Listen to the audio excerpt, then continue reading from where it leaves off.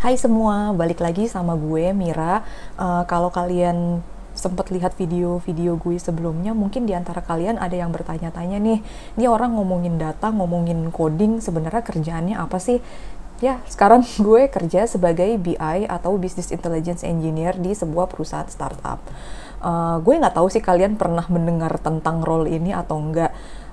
Tapi selama ini kalau gue memberitahukan apa pekerjaan gue ke orang-orang, kadang-kadang mereka tuh suka salah kaprah gitu, dan mereka suka nggak tahu sebenarnya pekerjaan BI itu apa. Mereka mengiranya BI itu ya mirip-mirip sama BizDev gitu deh. Nah, makanya di video kali ini mungkin gue akan sedikit berbagi mengenai apa sih BI itu, dan sebenarnya BI itu role yang macam gimana sih di sebuah perusahaan. Nah, business intelligence itu sendiri sebenarnya adalah sebuah role di dalam perusahaan atau organisasi yang tugasnya itu adalah mengumpulkan, menyiapkan, mengorganize, dan memvalidasi data yang nantinya dapat memberikan insight untuk digunakan oleh organisasi tersebut dalam mengambil keputusan. Nah, karena biasanya perusahaan atau organisasi ini punya bisnis, makanya keputusannya itu banyak yang berhubungan dengan keputusan-keputusan bisnis. Kayak misalkan mereka harus menambah cabang di mana, atau apa yang harus mereka lakukan untuk meningkatkan penjualan, atau lebih mengefisienkan proses operasional dan lain sebagainya gitu. Kerjaan BI ini sendiri sebenarnya bukan sesuatu yang baru sih kalau di dunia IT ya, tapi belakangan ini emang gue perhatiin lagi cukup hangat gitu. Mungkin karena sekarang-sekarang ini banyak perusahaan atau organisasi yang udah menggunakan teknologi informasi sehingga data yang di-generate juga semakin banyak, makanya demand-nya juga semakin tinggi gitu. Padahal sebenarnya ini tuh dari dulu kerjaan ini sudah ada, tapi mungkin under nama yang lain atau under role yang lain. Nah, dari mana starting point-nya pekerjaan BI ini dan sampai mana end point-nya itu tergantung masing-masing perusahaan sih sebenarnya.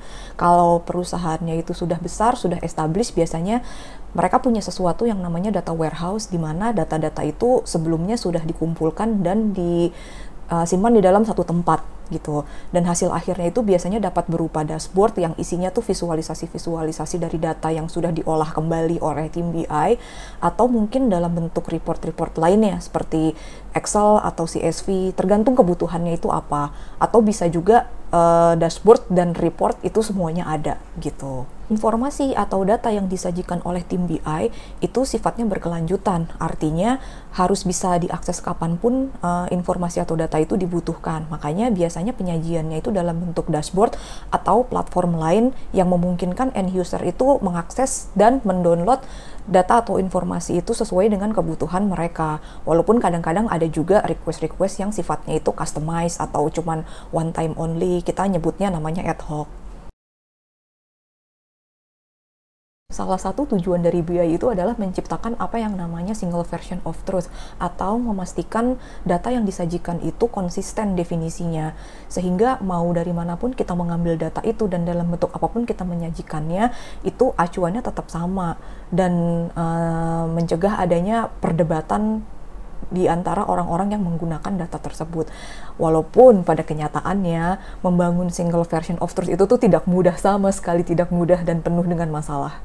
Biasanya sih perusahaan itu dibangun awalnya dengan prioritas yang penting jalan aja dulu, atau yang penting kita mendapatkan keuntungan aja dulu. Jarang banget ada perusahaan yang pas awal-awal dibangun itu mereka langsung punya tujuan kayak, wah gimana ya caranya bikin supaya kita punya data yang rapih dan bagus gitu. Jarang banget, dan menurut gue itu fine-fine aja gitu.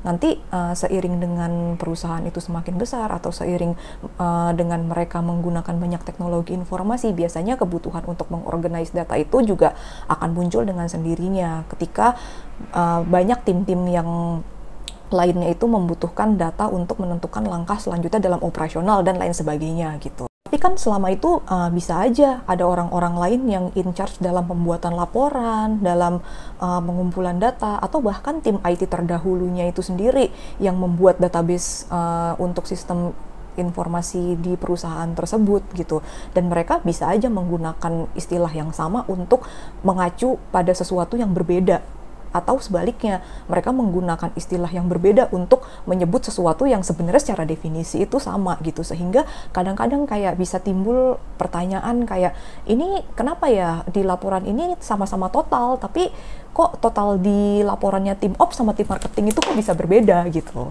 Nah, si tim BI ini ada untuk mengadres masalah-masalah seperti itu, dan idealnya mimpi terbesar dari orang-orang BI adalah mampu menyediakan data yang konsisten dan dapat dipercaya oleh semua stakeholder. Trust me, it's not easy to earn the trust. Kalau gue biasanya cukup banyak menghabiskan waktu di awal-awal itu, biasanya di business understanding, yaitu memahami perusahaan itu sebenarnya punya lini bisnis apa aja, prosesnya tuh kayak gimana. Kalau misalnya mereka mengambil data dari customer, itu cara pengambilan data mereka tuh seperti apa. Dan setelah itu biasanya sih mendefinisikan dan memahami kayak gimana sih data-data itu tuh sebenarnya dicatat di database atau di sistem kita gitu.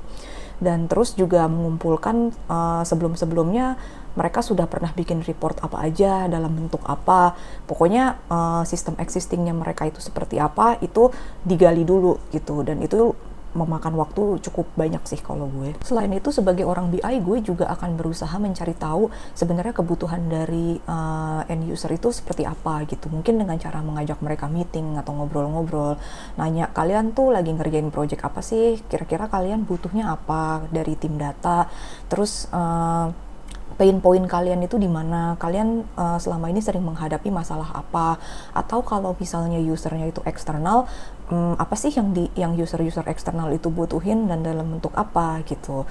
Kalau misalnya mereka memiliki data ini, apa sih yang akan mereka lakukan dengan data ini, kira-kira gitu. Atau kalau misalnya kaitannya dengan validasi data, itu biasanya gue juga bakal nanya, ada nggak sih report-report existing atau yang sudah pernah mereka buat sebelumnya yang sekiranya bisa kita jadikan acuan untuk menentukan apakah data kita itu sudah benar atau belum, atau informasi yang ingin kita sajikan, ingin kita berikan sama mereka itu sudah valid atau belum gitu. Mungkin kita juga bisa kayak nanya balik ke mereka, kalau misalnya mereka tujuan akhirnya itu A, sebenarnya make sense nggak sih untuk mereka itu meminta data XYZ? Karena kalau nantinya kita mau bikin BI solution, maka pertanyaan-pertanyaan semacam itu akan menjadi sangat penting gitu, untuk memastikan solusi yang lokasi itu beneran tepat guna dan bermanfaat untuk mereka.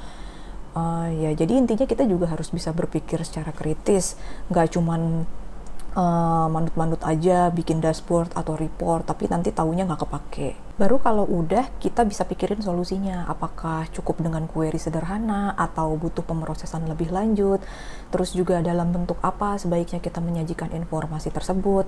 Nah, kalau misalnya udah selesai, ya kita kasih ke usernya, nanti mereka bisa review apakah sudah sesuai dengan apa yang mereka minta, atau ada hal-hal yang perlu diperbaiki. Kalau misalnya ada yang perlu diperbaiki, ya kita perbaiki, terus nanti kita kasih ke usernya lagi, ya kayak gitulah kira-kira. Nah, tadi kan gue sempat nyinggung ya, kalau starting point-nya tim BI di perusahaan yang besar itu biasanya berawal dari data warehouse. Terus kalau misalnya perusahaannya masih kecil atau di startup kecil itu seperti apa? Nah, biasanya tim BI di perusahaan kecil itu sifatnya lebih dinamis ya. Bisa jadi starting point-nya itu dari database production, bukan data warehouse. Kita harus ngebangun data warehouse-nya sendiri, terus bikin ETL prosesnya sendiri, ngebersihin data proses sendiri. Jadi bener-bener prosesnya itu end-to-end banget gitu, dari data collection, dari bikin ETL sampai bikin dashboard, itu semuanya ya harus dilakukan oleh tim BI atau tim data yang ada di situ gitu. Macam full stack developer lah, harus ngerti depan belakang, tapi bedanya ini tuh untuk data solution. Keuntungannya, lo bisa punya pengalaman mengimplementasikan data solution itu benar-benar from the scratch, dari nol banget, yang tadinya tidak ada menjadi ada gitu, dan itu belum tentu bisa kalian dapatkan di perusahaan yang besar. Kenapa? Karena kalau di perusahaan yang gede itu biasanya sistemnya itu udah pre-built gitu, udah ada yang membangun sistem itu sebelumnya. Kalau sepengalaman gue sih rasanya mustahil banget untuk in charge atau untuk memahami semua sistem end-to-end-nya di semua lini bisnis dari depan sampai belakang, itu kayaknya hampir mustahil gitu. Jadi untuk pekerjaan-pekerjaan seperti bikin proses ETL, data cleansing, bikin data arsitektur, data warehouse, itu biasanya dikerjakan oleh tim engineer. Atau kalau perusahaan itu punya banyak lini bisnis dan mereka butuh analisis yang mendalam terhadap satu bisnis khusus, itu biasanya mereka punya dedicated data analyst. Otomatis pekerjaan BI-nya itu sendiri lebih specialized. Kita nggak perlu lagi memikirkan kayak hari ini datanya tuh masuk atau enggak ya, karena udah ada tim yang handle itu semua gitu. Kita cukup memastikan bahwa data yang kita sajikan itu bisa diakses oleh semua user in timely manner, dan datanya itu sudah konsisten, akurat, dan sesuai dengan apa yang dibutuhkan oleh usernya. Nggak ada yang benar dan salah, hanya berbeda aja sih. Jadi di sini tuh gue cuma ngasih gambaran kepada kalian untuk membantu kalian ngeset ekspektasi ketika bekerja sebagai BI di berbagai skala perusahaan. Sudah kerja sebagai BI sekitar 4 tahun, baik di perusahaan besar maupun perusahaan kecil. Ya tentunya masih banyak juga yang harus gue pelajarin gitu ya, dan gak semuanya berjalan smooth-smooth aja gitu. Ya mungkin kapan-kapan nanti gue bisa cerita juga tentang hal-hal tidak menyenangkan dari bekerja di tim data, tapi tadinya sih pengen gue tambahin di video ini, tapi takutnya terlalu panjang dan terlalu banyak ya, ntar jatuhnya gue malah curhat gitu, jadinya gak gue masukin ke video ini. Ya udah, segitu aja video gue kali ini. Jangan lupa istirahat, jangan lupa rehat sejenak di akhir minggu, sehat selalu, dan sampai jumpa di video selanjutnya. Bye!